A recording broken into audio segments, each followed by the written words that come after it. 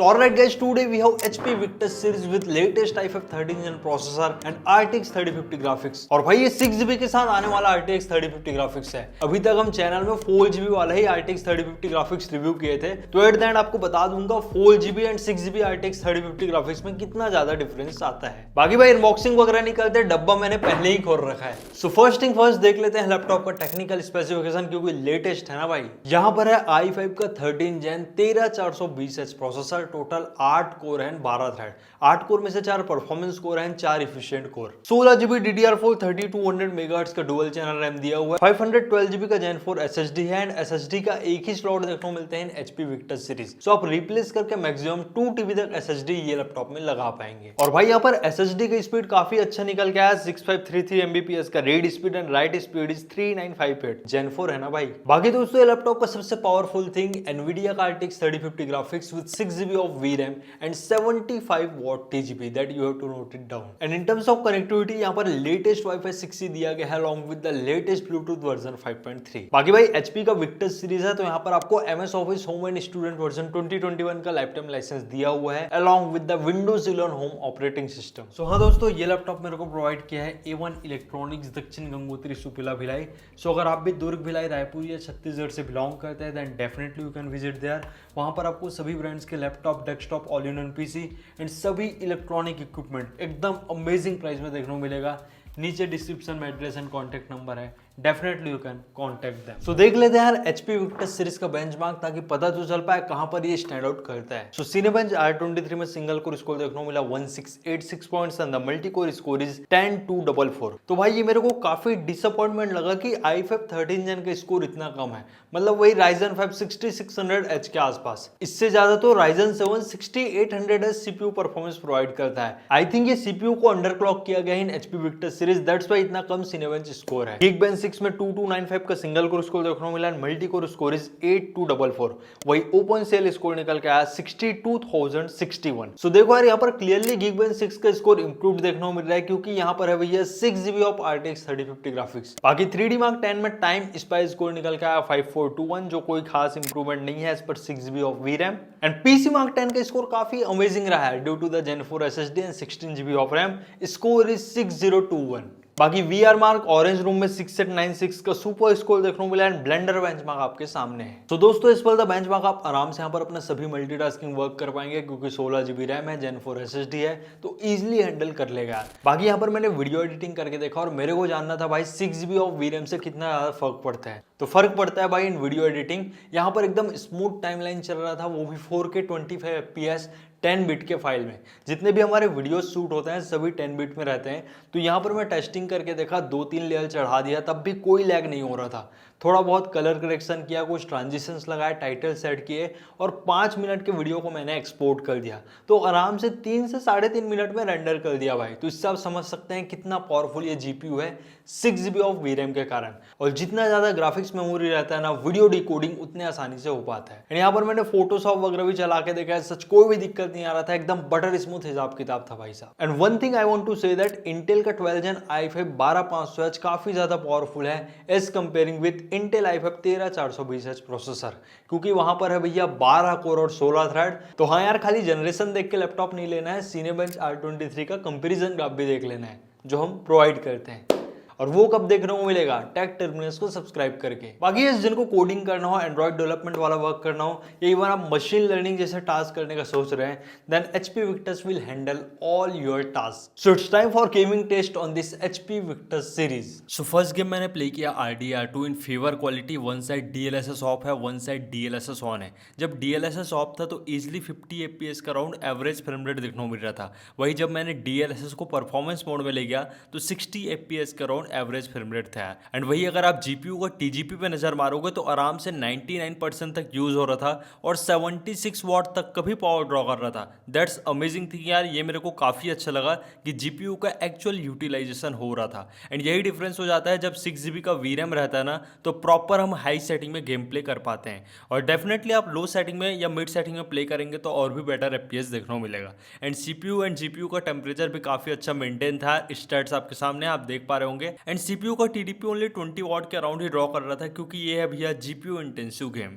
और भाई game play काफ़ी ज़्यादा स्मूथ था क्योंकि जो CPU एंड GPU का टेम्परेचर है वो 82 डिग्री से ज़्यादा नहीं जा रहा था in the RDR2 game play. दोस्तों नेक्स्ट गेम मैंने प्ले किया Far Cry 6 in full HD resolution and ultra setting and भाई यहाँ पर 62 का एवरेज फ्रेम रेट देखने को मिल रहा था एंड काफ़ी अच्छा परफॉर्मेंस था एंड यहाँ पर भी CPU का टेम्परेचर मेंटेन था 60 to 70 डिग्री सेंटीग्रेड के आसपास एंड GPU का भी यूटिलाइजेशन काफ़ी अच्छा था इन फार क्राई 6। आप देख पा रहे होंगे 70 वॉट के अराउंड मैक्स पावर ड्रॉ कर रहा था एंड GPU टेम्परेचर भी मेंटेन था 64 डिग्री 65 डिग्री सेंटीग्रेड के आसपास।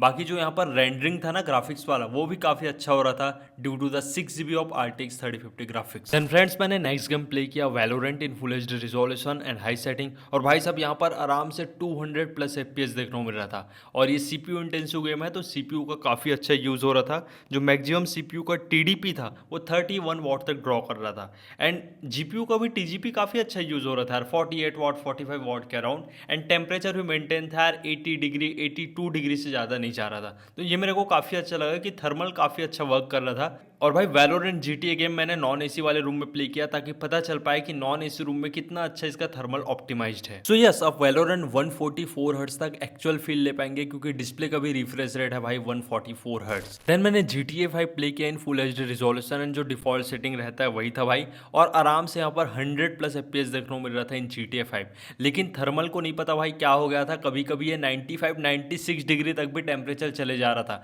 लेकिन एक चीज़ अच्छा लगा कि जैसे ही टच करता था वापस आ गया इन 85-87 डिग्री सेंटीग्रेड।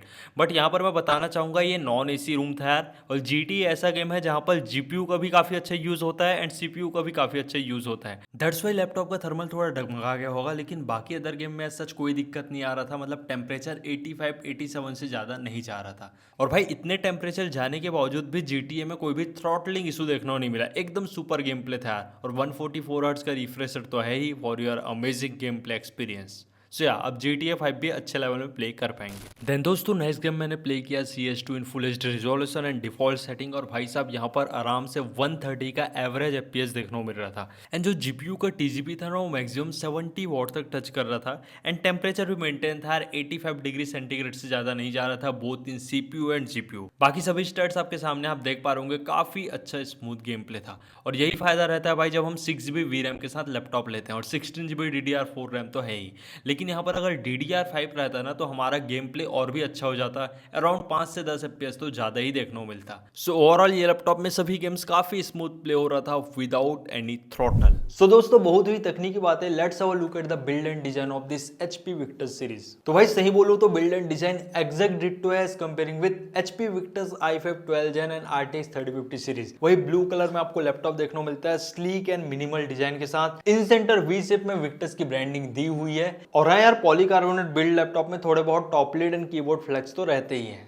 बाकी बैक पैनल भी प्योरली पॉलीकार्बोनेट की बिल्ड क्वालिटी से आता है। बड़े बड़े राइजल दिए गए हैं to protect your laptop from the scratches and हाँ यार एयर इनटेक वेंट्स भी है and this mods are how air exhaust vent. बाकी दोस्तों ये लैपटॉप 2.3 किलोग्राम के साथ आता है, 2.5 किलो से थोड़ा कम। बट अच्छी बात लैपटॉप इजिली वन हैंड से ओपन हो जाता है, that means perfect wait distribution. और हाँ यार HP Victus सीरीज के हिंज के भी क्वालिटी मेरे को काफी अच्छा लगा, काफी फ्लूइड हिंज है एंड अराउंड 135 डिग्री तक टिल्ट हो जाता है। But one drawback is that यहाँ पर अभी भी स्क्रीन वॉबलिंग इशू है। बट अगर मैं HP Victus 16 से कंपेयर करूंगा तो 15 सीरीज में थोड़ा कम स्क्रीन वॉबलिंग देखने को मिलता है, बट स्क्रीन वॉबलिंग तो है यार। सो यस कुछ ऐसा दिख जाता है। HP Victus सीरीज अंदर से थिन बेजल्स हैं, स्क्रीन टू बॉडी रेशियो भी ठीक ठाक है एंड अगर आप पाम रेस्ट एरिया पे नजर मारोगे ना तो काफी मिनिमल डिजाइन के साथ आता है और ये मेरे को काफी अच्छा लगा इन HP Victus सीरीज। और रही बात स्पीकर की तो बैक पैनल में 2 वॉट का 2 वॉट मैरिंग स्पीकर दिया हुआ है विद Bang & Olufsen ऑडियो।